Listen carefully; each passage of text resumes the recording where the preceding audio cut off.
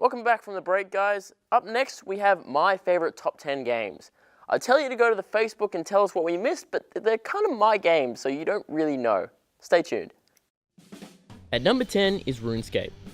When I say RuneScape, I mean the old RuneScape from like 2005, not the current version.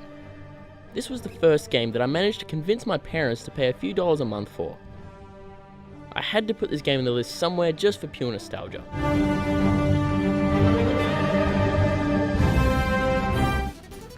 Fallout 3 is number 9. After having my brother physically throw this game at me countless times when I was younger, I decided to play it and I loved it. The post-apocalyptic feel of the 1950s caught my attention straight away. Hands down, one of the best games I've played in this genre. You tell the native population that civilization is fine. Number 8 is Minecraft. I'm one of those people who enjoys gameplay more than graphics. Minecraft and its countless mods have kept me entertained for hours on end, being in creative mode or on a server with a bunch of friends.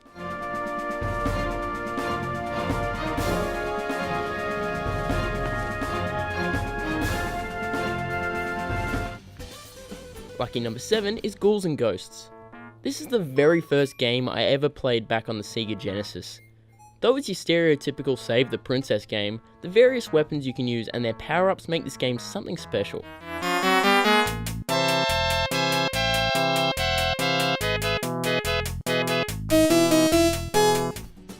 Making its way to number 6 is DayZ. I played the DayZ mod not long after it was first released, and it really freaked me out as I didn't read up on it or watch any videos about it.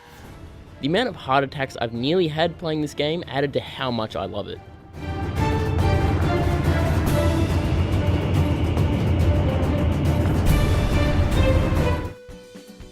Number 5 is Theme Park World.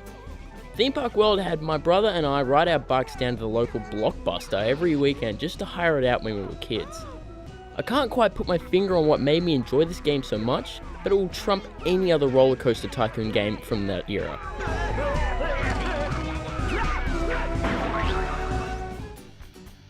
Destiny comes in at number 4.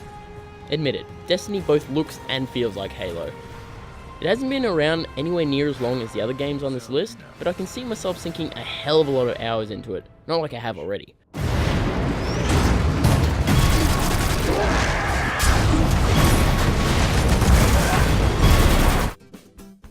At number 3, we have Dungeon Keeper.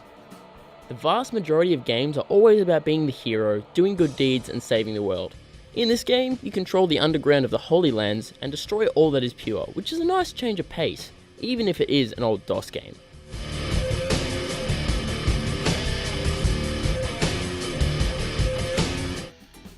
Finding its way to number 2 is Final Fantasy VII. I've had the victory fanfare of this game as my message tone for the past 6 years, and I can't ever see it changing. The storyline is one of the very few that actually affected me as a kid.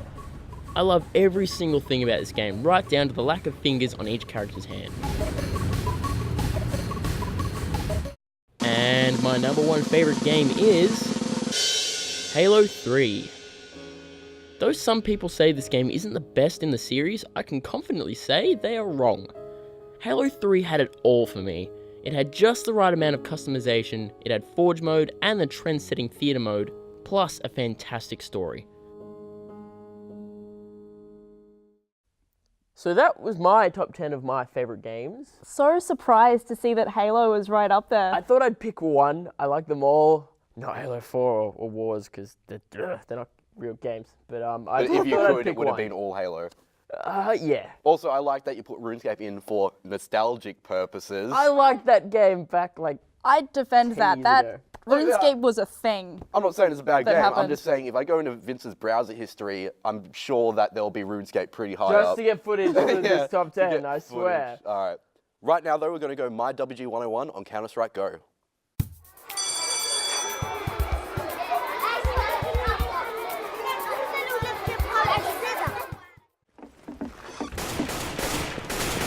Need help.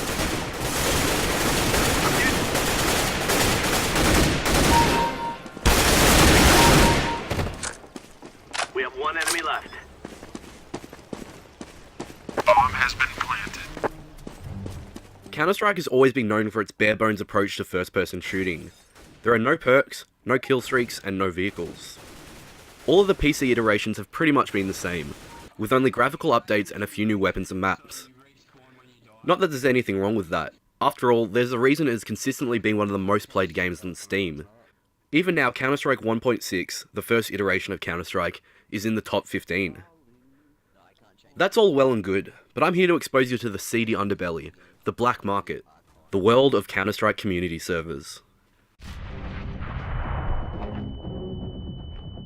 I'm throwing a grenade. Being a PC game, there has always been a strong mod community for Counter-Strike. Some mods change some of the visuals and sounds, and some will completely change how the game is played. This WG101 will serve as a guide on how to play some of my favourite Counter-Strike mods, and other interesting ones I'm not really good at. Counter-terrorists win. And do Archon.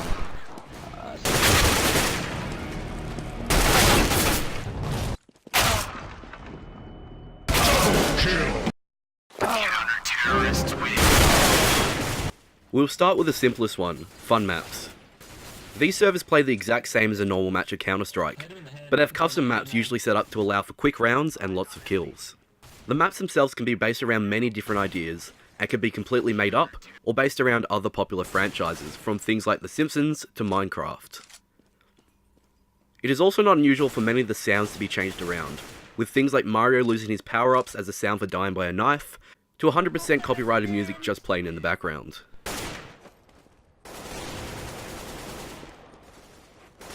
Don't like the fact that you have to wait for the whole round to end before respawning in Counter-Strike?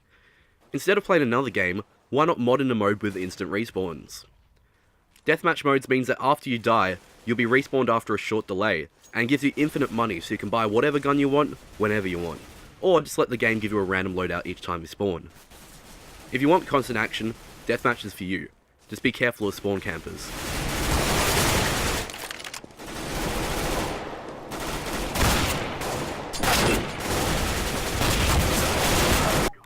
Minigame servers can incorporate many different server types in one. Usually when a round starts in a minigame server, you start around the edge of an enclosed room, and a mad rush starts to get to the center, as whoever gets there first will be able to pick what minigame everyone else plays next. Many of the servers will create obstacles to randomly stop you from getting to the middle of the room, so the only advice I can give you is hold the W key before the round starts, and don't look back.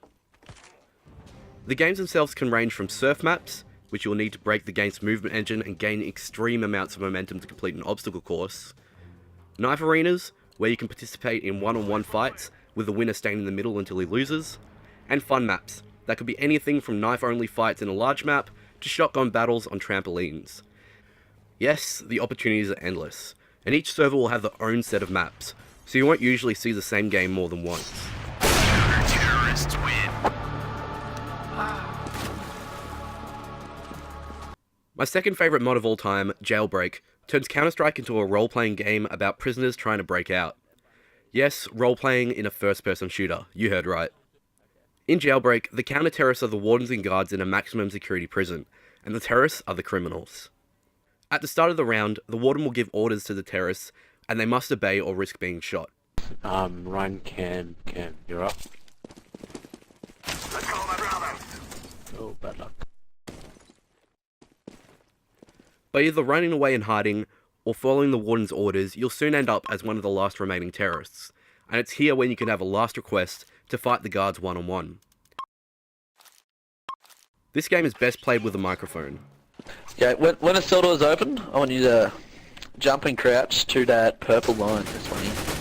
The fun in this mode comes from interactions between guards and criminals, and there are rules set up to make sure that the game is fair for everyone. So here are some tips to bend the rules to your advantage. What colour's the line? Yeah, it's purple. It's Yep. magenta. Type freeze on purple line. No, it's Magenta. On servers with many players, the terrorists have a group mentality, meaning that if someone says or does something, the others are likely to follow. Use this to your advantage by giving fake or dangerous orders and watching everyone else get killed. To Shift walk. yeah, shift walk. You gotta shift walk. Okay, button freeze. You Shift button. walk. Oh, Warden's dead, Warden's dead! I'm going. Most maps will have hidden vents in the cells that can lead to gun rooms or other secret areas, letting you kill a few guards from behind. Most good wardens will know this, and make sure that no one gets into them. If you can, as a terrorist, hide around corners and make it seem like your cell is empty, and once a guard is distracted, go in unnoticed. As a guard, you should always keep the vents in sight. Raise on the edge once you get there. If a guard runs within 10 meters of you, it's your right, no duty, to give him a quick jab with your knife. Stupid. Bone freeze means you gotta stand. This is a brief overview of a few mods that you can play in Counter-Strike, but really it's only scratching the surface. We haven't talked about Warcraft, zombies, or my personal favourite, Pokemon, a mod where you can catch and battle Pokemon, but we'll leave that for another day. Happy bunny hopping. Terrorists